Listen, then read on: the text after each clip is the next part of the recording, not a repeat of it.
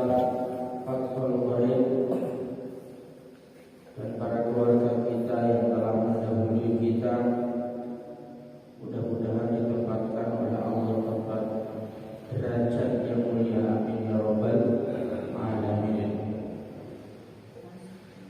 Ala hadhihi niyyah niyatul qabul syafa'ati Rasulullah sallallahu alaihi wasallam wa bi barakatil Fatihah. A'udzu billahi minasy syaithanir rajim. Bismillahirrahmanirrahim. Alhamdulillahi rabbil alamin. Ar-Rahmanir Rahim. Maliki yaumiddin. Iyyaka na'budu wa iyyaka nasta'in. Ihdinas siratal mustaqim. Shiratal ladzina an'amta 'alaihim ghairil maghdubi 'alaihim waladdallin. Rabbil ighfirli wa li walidayya wa li jami'il mu'minina amin ya rabbal alamin. Bismillahirrahmanirrahim. Faslun fi arkanis sholati. Bab menerangkan tentang beberapa rukunnya sholat. Kalau yang kemarin kita membahas tentang syaratnya sholat sebelum kita mendirikan sholat. Nah, pada bab berikutnya adalah menerangkan tentang beberapa rukunnya sholat. Wa arkanus sholati samaniyata asyara ruknan. Rukun-rukunnya sholat itu ada 18 rukun. Jadi rukun ini harus terpenuhi.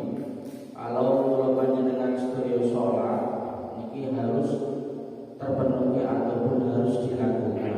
Soalnya kalau 18 ini nanti kok ada satu yang tidak kita lakukan, maka sholat kula panjenengan bisa dibilang tidak sah.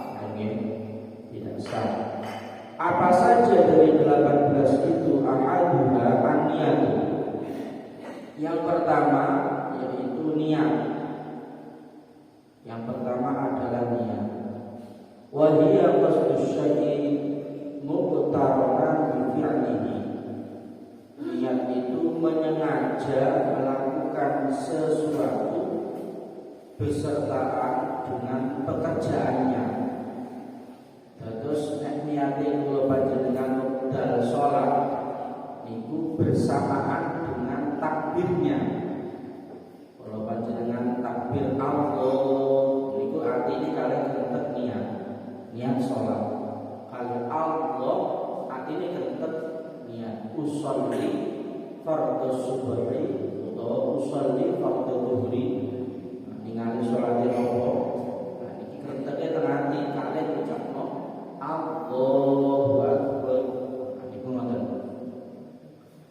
Tempatnya adalah di hati. Saya sampaikan tadi, tempatnya niat itu di hati. Jadi kalau niat itu dilafadzkan di lisan, itu hanya sebagai penguat untuk kita niat di dalam hati. Kadang-kadang guru-guru kula panjenengan sedaya ngajari kita kadang napa usul ini biasanya boten teng ati teng lisan. Nah, pengucapan di dalam lisan itu hanyalah sebagai penguat biar kita nanti ketika niat di dalam hati itu lebih mantap. Itu ngoten. Fa in kanat as-shalatu fardhu wajibaniyatul fardhiyah wa qasdu fi'liha wa ta'yinuha min subhin aw dhuhrin. Jadi dari lafaz niat yang kita ketahui itu tidak semuanya wajib. Tidak semuanya wajib. Ada yang wajib, juga ada yang sunnah. Dari niat yang kita ketahui itu yang wajib terutama yang pertama adalah wajib niatul fardhiyah. Wajib berniat fardu. Usolli fardhu dhuhri. Usolli fardhu dhuhri. Ini fardhu ini wajib diniatkan. Fardhu lafaz fardhu. Terus wa qasdu fi'liha. Qasdu fi'li berarti kata-kata usolli. Itu namanya qasdu. usolli, aku niat sholat, itu namanya qasdu. Terus ta'yinuha, berarti ada 3 unsur yang wajib di dalam niat. Ada fardhiyah, ada qasdu fi'liyah, ada ta'yin. Kalau fardhiyah itu lafaznya kalau dalam niat itu fardu kan itu. Usolli fardhu, oke. Usolli fardhu. Kalau yang usolli itu berarti namanya qasdu. Kalau ta'yin berarti lihat sholatnya. Usolli fardhus subhi. Lah kata subhi itu namanya adalah ta'yin. Ta'yin berarti umpamanya kalau jenengan sholat niatnya namanya usolli fardhus subhi. Ngoten tok. Allahu akbar pun sah. Karena yang wajib itu 3 unsur itu tadi. Ada fardhiyah, ada qasdu fi'li, ada ta'yin. Untuk yang lainnya itu sebenarnya sunnah, tapi alangkah baiknya bahkan kalau dengan sakit dawa niatnya sing dawa. Usolli fardhus subhi rak'ataini mustaqbilal qiblati adaan ma'muman lillahi ta'ala. Nah, beda kalau jenengan makmum, itu berarti niat makmum wajib. Niat makmum itu wajib. Soalnya nopo? Niku syarat. Beda kalau imam, niat imam itu bukan wajib. Niat imam itu adalah sunnah. Tapi kalau imam tidak niat menjadi imam, maka sholatnya dianggap sendirian. Maka imam boleh niat imam lillahi ta'ala. Tapi sholatnya tetap sah kalau imam. Tapi kalau makmum benar sah. Kalau dia tidak niat makmum, berarti nek kula jenengan sholat, kok posisinya menjadi seorang makmum yaitu niat makmuman. Usolli fardhus subhi makmuman lillahi ta'ala. Allahu akbar. Itu sing minimal kata niat. Usolli fardhus subhi makmuman Allahu akbar. Minimal itu minimal. Al-minimal. Sing dawa wis masyhur itu yang sudah kita ketahui bersama. Usolli fardhus subhi rak'ataini mustaqbilal qiblati adaan ma'muman lillahi ta'ala. Ada kiblat kalau rak'ataini itu sebenarnya adalah sunnah, tapi paling apik itu direakan. Soalnya niat dawa, niat terlalu dawa itu kadang-kadang orang pakai daging-daging, Pak. Kadang-kadang orang ragu-ragu loh. Oh, niatnya ada daging usul ora dadi karepnya kepengen sing sempurna, tapi akhirnya apa? Ujung-ujungnya terjadilah syak, ragu.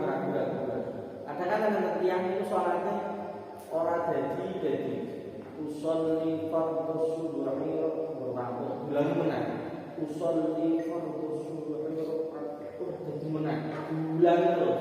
Ini saatnya apa? Rumangsane pengen sing sempurna, tapi malah jadinya itu tadi malah timbul syak itu tadi keraguan-keraguan.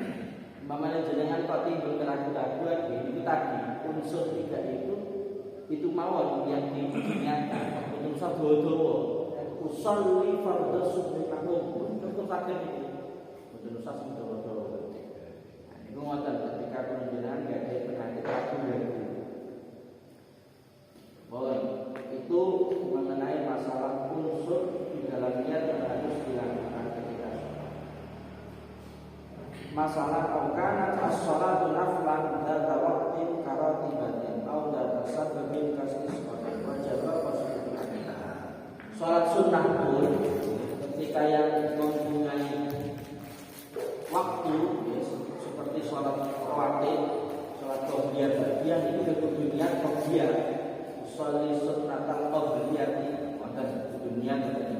Kalau sholat yang mempunyai sebab, sholat istisqa, sholat gimana, sholat khusyuk fil qamari, khusyuk syamsi atau sholat sholli sunnatal istisqa harus diniatkan. Semuanya harus diniatkan. Kalau lupa sholat sunnah. Jadi yang tidak ada ketentuannya itu sholat sunnah mutlak.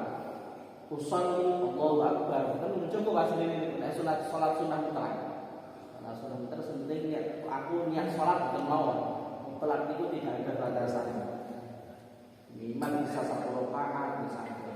Usolli ngoten mawon jenengan niate setiap salat niku saged niat usolli mawon. Niku mengenai masalah apa niat ini perlu kula panjenengan perhatikan. Kadang-kadang yang boten paham niat iki dua. Niat itu ketika takbir. Saya ulang kali. Niat itu adalah ketika kula panjenengan takbir. Sing niat itu ati ini. Rempet ati ini. Boten lisan. Niat itu bukan di lisan tapi di dalam hati. Itu yang pertama. Terus selanjutnya yang kedua wasani al-qiyam ma'al qudrati. Yang kedua adalah berdiri bagi yang mampu. Fa in ajaza 'anil qiyami qa'ada kaifa sya'a wa qu'uduhu muftarishan afdal. Ketika tidak mampu untuk berdiri, maka baginya diperbolehkan untuk duduk dengan duduk yang ia kehendaki. Terserah duduknya model apa. Kalau seandainya dia tidak mampu berdiri, tetapi duduk yang paling afdal itu adalah dengan cara duduk iftirash. Duduk iftirash itu duduk seperti duduk tahiyat awal, namanya duduk iftirash. Itu cara sholat duduk yang paling afdal, yang paling baik seperti itu. Kalau jenengan tasnya sakit berdiri, dia kudu berdiri. Walaupun kalian sendenan, kudu berdiri. Walaupun kalian sendenan, itu kudu berdiri. Karena ini merupakan syarat, merupakan rukun. Mongko kudu ngadeg, semampunya. Ditambah itu kudu ngadeg. Kadang-kadang itu yang boten ngertos ngelupiti boten salat dia kok boten dene selama dia masih bisa berdiri ya kudu ngadeg. Itu yang kedua. Terus selanjutnya rukunnya salat adalah wasalisu takbiratul ihram, yaitu takbiratul ihram.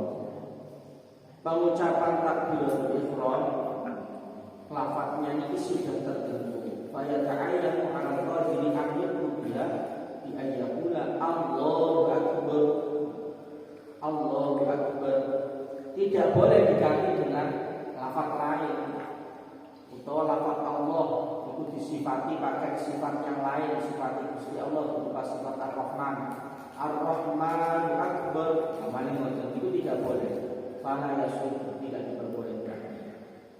Wala yasud biha taqdimul khabar, atau dibalik akbarullah tidak diperbolehkan. Wa man ajaza an biha bil arabiyyah tarjama bi adil wa insya'a. Ketika seseorang kok tidak mampu mengucapkan dengan lughat Arab lafaz Allahu akbar, maka dia menerjemah dengan lughat yang ia kehendaki dan tidak boleh mengganti dengan zikran yang lain. Wa ya'biru 'anha ila dzikrin akhar. Tidak boleh diganti dengan zikran yang lain. Menurut kula nggih, jeneng wong Islam oleh ucap Allahu Akbar kalau saged nggih. Lafaznya cuma dua kalimat mawon, insyaallah saged. Kok mentok ora iso pakai bahasa yang dia kehendaki. Tidak boleh dengan zikran yang lain. Itu kalau mengenai masalah takbir. Wa yajibu qadru niyati bil takbir wa amma Nawawi faktar al-ittifa bil muqaranah al-qiyam. Kalau kita ikut pendapatnya Imam Nawawi, itu cara takbirnya itu takbir dengan cara muqaranah bil qiyam. Muqaranah bil qiyam itu betul kudu pas banget kali niat kali anggota ketika kita bergerak. Nah, corona jumbutan urfi ini pun repot, angel memang. Nek kalau jenengan tiap kawam itu kali enak corona maksudnya kan takbir kali niatin itu bareng itu mana apa jenenge. Nek buatan corona urfi ini pun akan takbir kan. Allah kudu jenengan bayangno sholat di dalam hati itu, bayangno dari mulai takbir sampai sujud sampai rukun itu dibayangno. Itu aneh. Paling mana di pulau niat kalian takbir itu namanya mukorona dulu. Allahu Akbar. Artinya kalian niat mencukup itu, mencukup. Itu namanya menurut Imam Nawawi mukorona dulu. Dan cara takbir itu ada caranya, mungkin sudah pernah saya sampaikan sebelumnya ya. Mungkin ada di kesupen apa di paman kesempatan pertemuan ini kepanggih kalau sampai ada mana. Takbir itu yang pertama tangannya itu dibuka. Terus ketika setelah dibuka itu tangannya agak sedikit dicondongkan ke arah kiblat. Ngeten iki.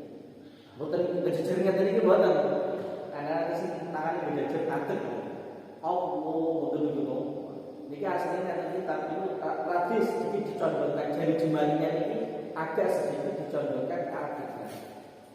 Allah dan niki jempolannya ini sejajar dengan telinga. Allahu Akbar. Cara meletakkannya ini beda-beda versinya. Kalau yang satu pendapat mengatakan ada yang di tengah. Nah, niki jari tangan ini memegang apa jenenge pergelangan. Allahu Akbar ke tengah. Atau ada yang mengatakan sedikit geser ke kiri. Di pas hati ini sedikit geser ke kiri. Amun kakean pengen ngerti iki. Ada yang takut ngerti. Ada di kadang-kadang ya. Amun ngoten iki itu mboten enten kasare. Kadang-kadang terlalu berhubungan karo khusyuk nang pripun ngoten. Itu sing pas takbirnya tengah iki utawa kalau tinggi sekali. Itu pas pergelangan ini. Mboten kan kadang aku mau ada lagi mboten pas sekali ya. Iki aku karo kadang menawa bareng salat iki. Nah, ini kadang menawa iki. Nah, itu lah. Itu mengenai masalah cara takbir. Ya kudu ngerti maksudnya kalau jenengan itu ampun syukur-syukur nglakoni tapi ngerti dasare. Ngerti dasare. Apa meneh ngapunten. Lucu itu sampai muter-muter nggih. Sampai muter-muter kan enten iki biasa. Takbir niku Allah ngoten iki. Allah ngoten. Karepe niku disita-sitan kan menapa jenenge takbirul Yunan itu dalam sholat disunahkan kok. Tapi kalau dalam takbir mboten disunahkan. Mendahulukan yang kanan. Kalau yang dalam takbir, tekan dhisik kanan itu. Tangan iki kiwa. Dan ini kan lucu. Nah, akhirnya diputer. Nah, ngeten iki. Karepe mboten niku tiang-tiang iki. Asline ngoten karepe.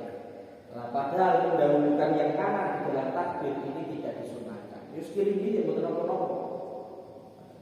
Ambo kiri dia buat usah butuh teman kerja kiri dulu nggak apa-apa karena mendahulukan yang kanan di dalam takbir khususnya ini tidak disunahkan. Boleh itu cara-cara takbir yang benar. Itu syarat yang rukun yang ketiga ya takbiratul ihram. Terus yang selanjutnya syarat rukunnya adalah warrabi'u qira'atul Fatihati, membaca Fatihah au badalnya, membaca Fatihah. Kalau jenengan iki ya kudu baca Fatihah sing pas, sing sae, sing sesuai dengan bacaan tajwid makrote. Bahkan kula niku riyen pas wayah ngaji Quran, pas wayah Fatihah koyo-koyo ngulangi nang seminggu muncul kok. Soalnya nopo iki bener-bener apa jenenge biar benar-benar bacaannya sesuai karena Fatihah merupakan rukunnya sholat. Kalau jenengan kok rongso bacaan Fatihah dari pas dari saya belajar kali sing ngerti, belajar kali sing ngerti. Ini gue nggak tahu. Ini ada samping masjid ada program ngaji apa ya? Ngaji bersama itu Jumat mau aku dan belum berkesempat. Nah, ya Jumat ini waktu di sini. Iya, ada nih. Dereng sekolah. Dereng terlaksana. Oh, dereng terlaksana. Programnya ini. Umpamanya sebagai awal tenaga itu nggak betul apa-apa. Belajar Fatihah ini betul apa-apa. Yang penting itu Fatihah. Sebenarnya Fatihah. Pulang itu aksar sekor. Sedang Bang Yai Arwani, Bang Yai Arwani itu berjumat itu Jumatannya mesti tidak dua. Paling apa? Beliau itu ngecek imam-imam masjid sudah benarkah baca Fatihahnya. Itu sangat pentingnya Fatihah. Itu menjadi pokok. Kita kenal istilahnya bacaannya kita pun benar apa tidak. Sudah sesuai dengan kaidah di dalam tajwid, di dalam makhrajnya apa tidak. Gimana? Warabbu qiraatul Fatihah. Au badaliyah liman la yafadu. Liman la yafadu fardhun kanat as-shalatu al-fardh. Atau gantinya Fatihah untuk orang yang tidak hafal Fatihah. Kalau gantinya berarti nanti cari ayat yang sebanding dengan surat Fatihah.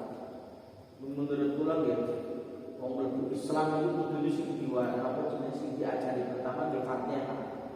Surat Fatihah. Napa nek kaosane sebahan itu surat Fatihah itu di awal surat. Surat Fatihah itu sebenarnya sudah diturunkan di awal sebelumnya, sebelum surat Al-Alaq. Sebelum surat Al-Alaq itu sudah ada surat Fatihah. Kan nanti diputar letakkan Muhammad itu, lah nopo kok urutannya itu Fatihah rumiye, bukan surat Al-Alaq. Nanti kalau Jawa, tapi pas tahun betul-betul gini itu kalau Jawa. Soalnya ngeten, ternyata kalau ningali keterangannya ngeten. Mengapa kok bukan surat Al-Alaq yang didahulukan, tapi surat Fatihah atau surat Al-Baqarah? Karena ternyata dalam Lauhul Mahfuz niku memang susunannya niku dimulai dari surat Fatihah. Dimulainya dari surat Fatihah. Jadi pas kados mushaf ingkang wonten niku teng Lauhul Mahfuz wonten niku susunane, Pak. Cuma diturunkannya di Lauhul Mahfuz ke bumi niki kan sesuai dengan kondisi, sesuai dengan kondisi. Pada saat itu yang pertama, kondisi yang pertama diturunkan kepada Kanjeng Nabi adalah surat Al-Alaq pertama kali, terus surat Nopo, sampai akhir surat yang masyhur itu Al-Yawma Akmaltu Lakum, surat Al-Maidah ya, Al-Maidah itu Al-Yawma Akmaltu Lakum itu surat yang terakhir. Memang dalam susunannya macam itu. Jadi para sahabat itu sebelum membukukan Quran beliau minta istikharah. Orang menaruh sahabat Utsman, yang paling banyak membutuhkan adalah sahabat Utsman. Beliau minta istikharah. Nah, mungkin dapatnya ilham yaitu berupa susunannya seperti yang di Lauhul Mahfuz itu. Dimulai dari Fatihah terus Baqarah sampai yang terakhir adalah surat An-Nas. Memang susunannya di Lauhul Mahfuz seperti itu. Bahwa itu tentang mengenai masalah bacaan surat Fatihah. IGS belajar mengenai masalah surat Fatihah. Pembimbing yang program ya. Maka itu guys itu diwarai surat Fatihah ini. Fatihahnya itu diambil. Iki surat Fatihah cukup semanten nopo perlu kula sampaikan mengenai bacaan apa sing pas yang saya ketahui. Terus kalau nyampe akan ini, maksudnya lafaz Fatihah itu loh, sing pas itu seperti ini loh. Kadang-kadang ini sih bener melu sopo kadang-kadang. Ibu kalau sampai akan itu sekali ilmu, kalau ini kira Fatihah itu kadang-kadang bukan Fatihah sebenarnya ada bacaan surah yang lain. Kadang-kadang yang itu membacanya dengan wakaf, tapi prakteknya wasol. Mungkin sering sekali. Contohnya ini. Bismillah, Muhammad surat Al-Fatihah. Bismillahirrahmanirrahim. Qul huwallahu ahad, Allahus samad. Niku tidak boleh di dalam cara membaca Quran. Niku jenengan wacane wasol, tapi prakteknya wakaf. Qul huwallahu ahad. Niku kan wakaf niku. Tapi jenengan kok orang mandek, jenenge wakaf kan ambekan piye? Qul huwallahu ahad, Allahus samad. Udah ambekan ini ya. Tapi wong niku kadang-kadang nek sebut ngerti. Qul huwallahu ahad, Allahus samad, lam yalid wa lam yulad. Prakteknya wakaf tapi prakteknya wasol tapi bacanya wakaf. Nek jenengan macane wasol yo kudu diurip atau diwakafno. Qul huwallahu ahad, Allahus samad, lam yalid wa lam duripno dalil niku lho. Mboten qul huwallahu ahad, mboten, tapi duripno dalil. Fatihah nggih wonten. Contoh Fatihah. Maka bismillah kalian hamdalah napa jenenge diwasolno. Bismillahirrahmanirrahim. Ini duripno. Mboten ngeten. Bismillahirrahmanirrahim. Niku boten wakaf niku, tapi prakteknya wakaf, prakteknya wasol macane wakaf. Itu tidak diperbolehkan. Nek wasol itu ini duripno. Asline kan rahim ngoten nggih. Dadi nek diwaca wasol mimnya dihidupkan. Bismillahirrahmanirrahim. Alhamdulillahi rabbil alamin. Itu cara maca diwasol ngoten niku. Wonten ngeten, alhamdulillahi rabbil alamin, arrahmanir rahim, maliki yaumiddin. Iku mboten asal. Soale napa? Jenengan mboten ambekan. Nek wakaf ya mboten ngene. Alhamdulillahi rabbil alamin. Tekan. Arrahmanir rahim. Tekan. Arrahmanir rahim, maliki yaumiddin. Tekan, wakaf tekan. Nek wasol kudu diuripno. Alhamdulillahi rabbil alamin, arrahmanir rahim, maliki yaumiddin. Itu jenenge diwasolno. Paham nggih? Itu tata cara pembacaan Quran ngoten niku. Cara wasol ataupun cara. Itu sering kadang-kadang sing boten paham. Fatihah ataupun ayat-ayat. Nah caranya itu karena yang terakhir itu adalah mangharif disukun, berarti bocornya nanti dijawab. Alhamdulillahi rabbil alamin. Nanti tahu nih. Ar-Rahmanir Rahim, Maliki Yaumiddin. Ada yang mengatakan nane dowo, ada yang mengatakan Maliki. Itu nek salat Jumat itu. Yang pertama aslinya APE, bos kedua pendek. Tapi nek kula maca pendek khawatir ini salah Fatihah. Aslinya oleh soalnya apa maknanya tetap sama. Maliki kali Maliki itu sama tahu. Maliki sing Quran kan mane Pak Gowo to nggih. Maliki yaumiddin. Iya kan ana iya nek kamu jenengan maca kudu wonten tasydid. Boten kenging ngaten iki. Iya kana na'budu wa iyyaka nasta'in. Iku boten ada tasydid. Boten kenging karena di dalam Fatihah tasydid itu harus diucapkan. Harus diucapkan. Nek tasydid dikedah jenengan tasydid. Iyyaka na'budu wa iyyaka nasta'in. Ini tuh hari ini. Terus ihdinas siratal mustaqim. Siratal ladzina an'amta 'alaihim. Niku nek sing pase asline mboten diwakafno. Tapi mamane jenengan wis kadung wakaf nang 'alaihim, mboten usah diwasolno. Apa mboten usah dibaleni langsung awak. Mamane siratal ladzina an'amta 'alaihim ghairil maghdubi 'alaihim waladdallin. Mat napa jenenge sing terakhir itu jenenge mat lazim musaqqal nggih. Mat lazim musaqqal kalimi. Tentang napa tajwid jenenge mat lazim musaqqal kalimi. Dote panjang enten tasydid. Waladdallin.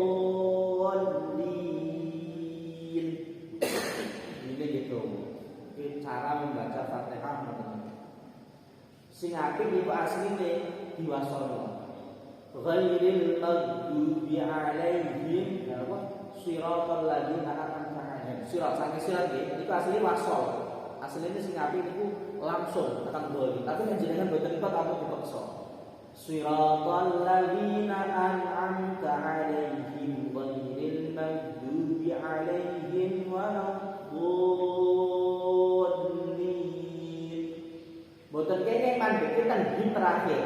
Kadang-kadang Shiratal ladzina an'amta 'alaihim ghairil maghdubi 'alaihim wadhib kabeh. Iku tekene. Kemudian itu tanda wakaf kok mandek niku. Dene mawon niku tanda wakafnya niku mboten wakaf sing niku wakaf lam. Lam alif niku alangkah baiknya dilanjutkan mboten diwakafno. Umpamane sak wakaf nggih mboten usah baleni tapi lanjut.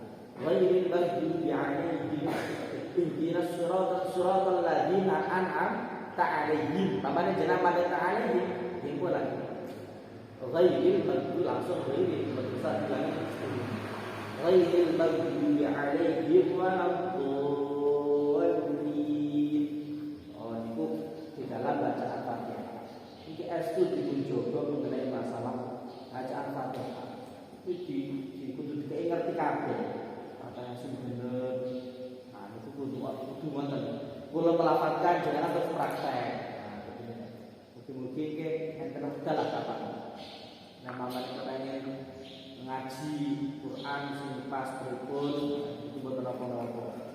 Foto-foto dari ngertine mamane nggih. Ngomong satu bacaan Quran sing pati iso jenengan kudu belajar. Mamane nggih program ngoten iki saya niku. Saran-saran belajar. Ojo rumangsa kadang-kadang kate iki. Wah kula tiap dina maca Quran, masa kon bali Fatihah meneh. Lah niku sing napa jenenge namanya egois ngoten iki. Egois sekali. Kula mamane bacaan Quran pas dene niku tetep turun mawon. Kula kok dereng pas sanget namanya kan sing dilingno wong sing luwih ngerti tetep kula turun. Ini ngoten iki. Niku mengenai masalah bacaan Fatihah. Sebenarnya ekskul ini masalah Fatihah itu benar-benar dipelajari kali saya sama-sama tunjuk. Walunya dia ini rukun itu digunakan. Monggo saat ini pun kula tutup lalu pada usahakan takwat terkait mengenai masalah sholat. Kalau ini pun terus makan. Monggo. Ya Pak. Niki masalah sholat Pak. Ketika kita seumpama sholat itu makmum, tapi bacaan imam itu terlalu rusak Fatihahnya, apakah kita wajib mufaraqah? Ketika mufaraqah apa ada niatnya untuk mufaraqah? Dan banyak sekali itu pertanyaan, apakah juga masih dapat pahalanya si orang makmum itu yang 20 derajat? Itu saja pertanyaannya. Nanti tak boleh. Okay. Ketika kita bermakmum kepada orang yang bacaan Fatihahnya kurang pas, berarti sebenarnya posisinya dia nggak boleh menjadi imam, karena dia ketika baca Fatihah kok sampai merusak maknanya, maka namanya adalah ummi itu namanya. Kalau dalam istilah kita ini ummi. Kalau yang bacaan Fatihahnya bagus namanya adalah qori. Seorang qori itu tidak boleh bermakmum kepada orang yang ummi. Orang yang ummi itu orang yang bisa merusak bacaan Fatihahnya. Maknanya menjadi berbeda. Mana orang Arab itu bacaan itu. Akhirnya maknanya berbeda. Pokoknya dari ain ini merdu. Saking mengemamane ini. Pasien dari ain. Itu sampai merubah makna. Maka enggak boleh. Maka batal sholatnya. Ketika bermakmum, ketika seperti itu batal itu diulangi malih sholatnya. Ya dengan boten apa jenenge boten usah bermakmum kalian yang sing bacaan Fatihahnya sampai rusak juga. Ngoten. Beda kalau sama-sama elek bodoh bacaan Fatihah elek bodoh umum ini boten masalah. Tapi kalau sampai ada bacaan Fatihahnya yang bagus terus dia bermakmum ternyata imamnya tidak bagus bacaan Fatihah, ini kudu diulangi sholatnya. karena tidak sah seorang qari bermakmum kepada orang yang ummi. Nah, itu ngoten. Kudu diulangi salat itu boten sah. Kata syaratnya bermakmum salah satu ini itu. Imamnya itu kudu qari, tidak boleh ummi. Seperti contohnya tadi ini, syarat juga di dalam makmum laki-laki menjadi imam. Umpamanya makmum wis senajan bacaan Fatihah tapi wong wedok, Pak. Gimana sah? Imamnya wong wedok ya, makmumnya wong lanang tidak sah. Walaupun bacaan Fatihahnya bagus imamnya, wae fasa itu tidak sah. Memang kerepotan itu. Kerepotan. Monggo pentingnya nek napa jenenge pemilih imam itu sangat penting. Enten pilihan masyarakat sepakat sapa imame, bacaane apik karo imam. Nah, itu pasti ngoten. Pasti ngoten. Umpamane mufaraqah, pun boten sah nek mufaraqah. Mufaraqah niku nek umpamane melayani imame. Imame umpamane nek mufaraqah ngeten. Umpamane jenengan bermakmum, ngerti imame kok ora najise mbakane nggih. Jenengan boten kertos posisi, tapi akhirnya jenengan pas jamaah tembune imam ngerti. Oh imame ora najise, imame ora ngerti. Maka jenengan wajib mufaraqah niku. Cara mufaraqah pun niat mawon, aku niat mufaraqah pun. Ketika niat mufaraqah dalam kasus itu berarti tetap angsal fadilah jamaah. Nah, niku ngoten. Itu mengenai masalah mufaraqah.